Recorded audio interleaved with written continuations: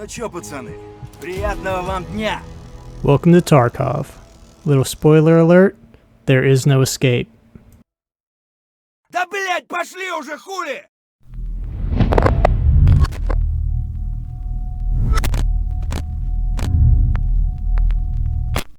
Alright guys, so when I was starting to make this video, I ran into a lot of problems because there are just so many good tutorials out there, but over time I did find a few things that most of them missed out on, so hopefully you guys find some value in this list. These are things that I wish I would have known. So currently, as of the recording of this video, there are 3 different ways to actually purchase the game. The standard Left Behind edition, you will get the alpha container, which is a 2x2. If you purchase the Prepare for Escape, then you will get the slightly upgraded beta container, which is a 3x2. And then if you buy the most expensive version, the Edge of Darkness, you will get the largest container available through ordering the game, which is a 3x3 Gamma container. There are additional cases that you actually have to earn in the game, including the largest case currently, the Kappa, which is a 3x4. There are also 2 additional cases that are not in the game yet. There's the hip pouch, as well as the Omnicron.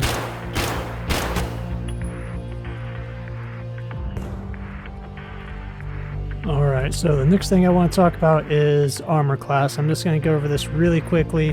One of the main things you need to worry about with armor is actually what you are going to be going up against, which is the penetration value of whatever ammo. I'm going to have links in the description to the table that I'm using. So let's just run through this really quick so you can kind of read this more easily. The main things we're going to pay attention to are the damage and penetration value. So these are the classes of armor, and they basically have how likely all these different rounds are to penetrate it, so you can tell when you're up against different weapons, especially if it's a player, just assume they have the better rounds. So if we go back up to the top real quick, these are your chances. You can pause it here to take a look at those, and that is basically what they're using down here in this table. So if we go down to a type of round that people talk about a lot, BP rounds, and that has a great chance of getting through pretty much everything. You're not going to see much people wearing stuff over level 4, so this has a great chance of pretty much killing everybody with 58 damage. So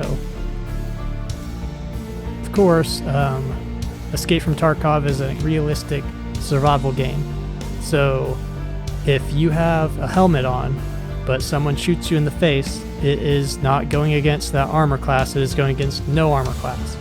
So they've put in the game face covers. You have masks that fully cover your face. You also have flip down covers. You hit N, it flips it down, N again, flips it back up.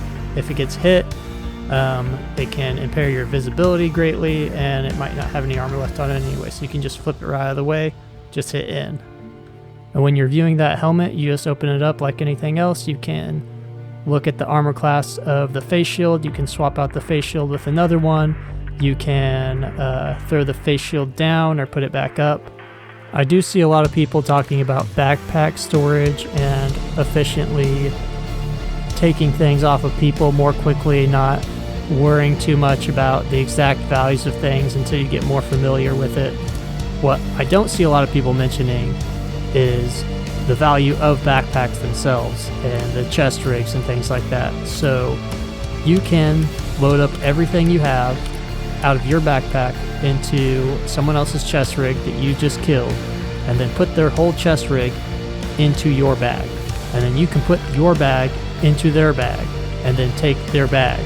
So not only do you take all their stuff, you kept all your stuff, but now you have 2 bags instead of 1 and a chest rig. So that is something to keep in mind. Don't let it slow you down when you're scavenging around, but definitely keep that in mind because that will help you out quite a bit. And on the subject of backpacks, one thing that people do not seem to utilize quite as much is your ability to take your backpack off. So if you have turtled up a bunch of really cool stuff, but you're way overweight and you get into a firefight, you're not going to outmaneuver that other person. But if you take 3 seconds behind cover, throw that backpack off, maybe into a bush or something, maybe you got it insured, and then you can maneuver on that person, or even better yet, you can climb up onto a building, and without a backpack, your silhouette is significantly smaller. You can snipe at people without them noticing you quite as easily, especially if you get into an uncommon spot. And then as soon as you're done, you just go back to where you left it and pick it right back up.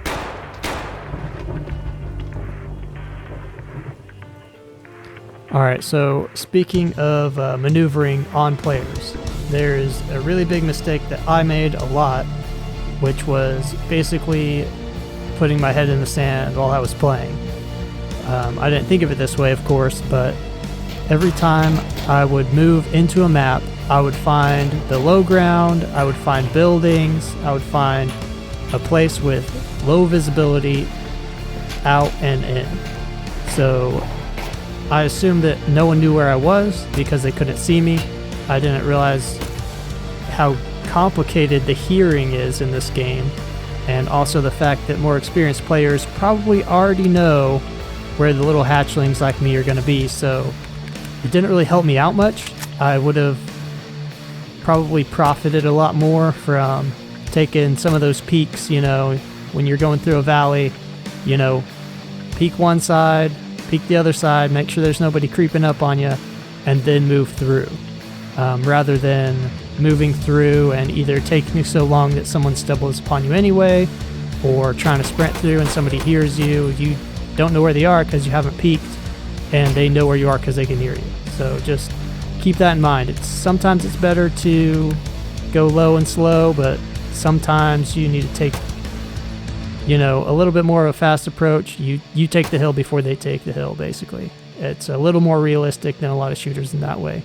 You peek the hill, you clear one side, you peek the other side, clear that side, and then now your flanks are clear, and there's a limited amount of space that you have to cover now, especially if you're a solo player.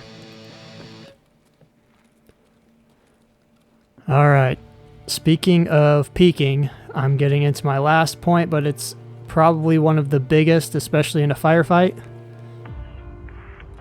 I'm basically drawing it out with crayons here. Keep it simple. So when you're peeking on someone and they're looking at the cover that you're behind, as you come around the corner, they can see your body before you can see them.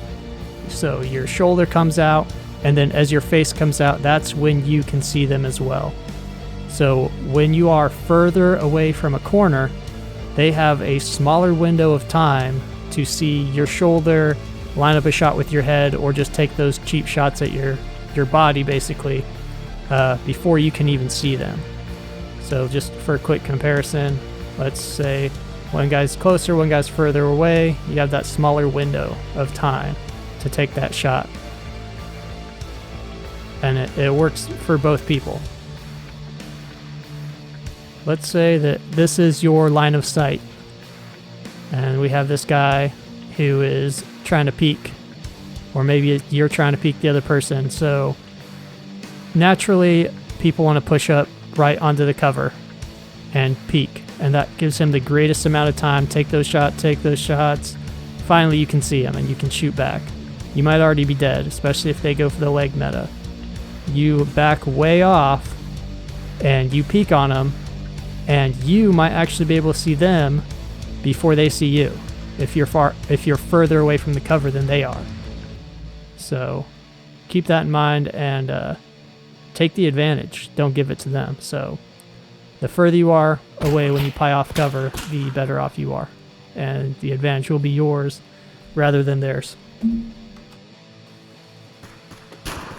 Alright guys, thank you for sticking with me through this whole video. I hope you enjoyed it. Hope you learned something from it. Don't forget to like and subscribe. Leave a comment down below. Let me know what you want a video about next. See you then.